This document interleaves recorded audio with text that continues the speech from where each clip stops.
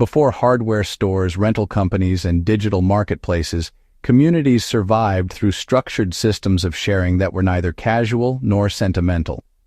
These systems governed who used which tools, when labor was exchanged, and how obligations were remembered across years. They were practical, enforceable, and deeply efficient. If you understand how these systems actually worked, you gain insight into a form of resilience that modern societies have largely abandoned but could still use today. In many rural communities across Europe, Africa, and early North America, expensive tools were rarely owned by individuals. Plows, grain threshers, cider presses, saw pits, and large woodworking tools were held at the village or clan level. Access followed understood rules. A household did not simply take a tool when convenient. Use was scheduled around agricultural cycles, weather windows, and seniority within the community. Damage incurred during use carried responsibility, often paid back through labor rather than money. This system allowed families of modest means to farm, build, and repair without falling into debt. A blacksmith might maintain communal iron tools in exchange for priority use during planting season. Today, the same principle can be applied by neighborhood tool cooperatives where maintenance time replaces rental fees, ensuring accountability and long-term availability rather than disposable access. Labor sharing was not charity. It operated as a rotating credit system measured in days, tasks, and seasons. One family might contribute 6 days of harvesting labor to neighbors during peak grain season, knowing those days would be repaid during barn repairs or winter woodcutting. These obligations were tracked socially, not emotionally. Elders often acted as informal record keepers, remembering who owed labor and who had already paid their share. This method ensured that large tasks were completed quickly, while spreading physical strain across many households. In modern terms, it resembles a time bank system, but with stricter expectations. A practical application today would be skill-based labor swaps, where hours are logged and redeemed within a trusted local network. That's particularly useful in rural or off-grid communities. Barn raisings are often romanticized, but honestly, historically they were closer to compulsory civic duty. When a family needed a structure, the community responded because the loss of one farm weakened everyone. Participation was expected unless illness or distance made it impossible. Refusing without cause damaged reputation and reduced future access to shared labor and tools.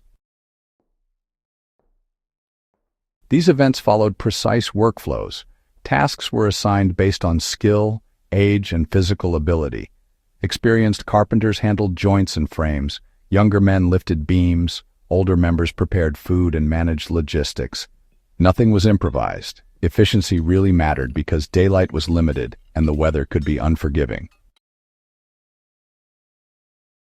These days, a modern equivalent might look like organized community build days, where folks come together to work on shared infrastructure, things like water storage, fencing, or even emergency shelters. But, instead of just a bunch of volunteers showing up and hoping for the best, there are defined roles and a sense of accountability, which keeps it from turning into chaos. In a lot of agrarian societies, neighbors would form these rotating work groups that moved from one farm to the next, all doing the same job. Like, one week, the whole group would help harvest wheat at one household, and then the next week they'd do it at another.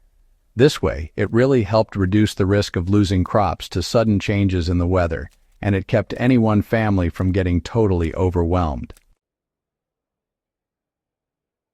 These groups, they usually had fixed membership and some pretty clear expectations. If you were absent, you had to provide an explanation, and if you couldn't make it, you were expected to arrange for someone else to take your place. The whole system, it rewarded folks who were consistent, and if someone tried to freeload, they'd get quietly but effectively excluded from the group. Applied today, this model works real well for things like shared gardening, firewood processing, or even food preservation groups.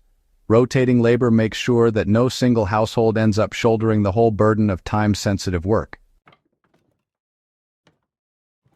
Not every tool was shared equally. Hand tools like axes, augers, and planes, well, they were often privately owned but lent out kinda selectively. Lending followed a hierarchy of trust that was built up through years of working together. Someone known for returning tools clean and on time, they got access to better equipment, but someone careless, well, they found doors closed to them.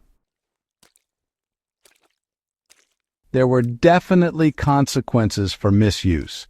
A damaged blade meant you had sharpening duty. A broken handle, that meant you owed some repair labor. Monetary compensation was pretty rare.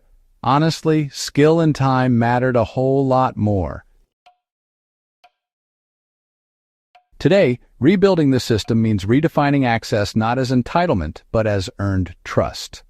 Community tool libraries that require participation in maintenance days mirror this older model far better than anonymous checkout systems. Much of the most critical labor sharing happened beyond fields and barns.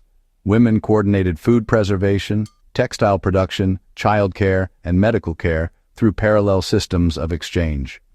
One household might host communal bread baking using a large oven, while others contributed grain, labor, or fuel.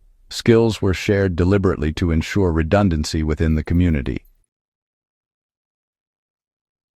These networks ensured survival during illness, childbirth, or crop failure. Knowledge transfer was constant and practical. A modern application would be cooperative food processing days, shared childcare rotations, or skill-sharing workshops that prioritize hands-on competence over theory.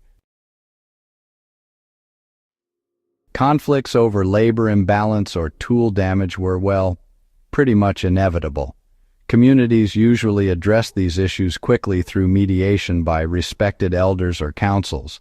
The goal was always restoration, not punishment. Unresolved disputes, threatened the entire sharing system and were treated as serious risks. This emphasis on swift resolution is what kept these systems functional for generations.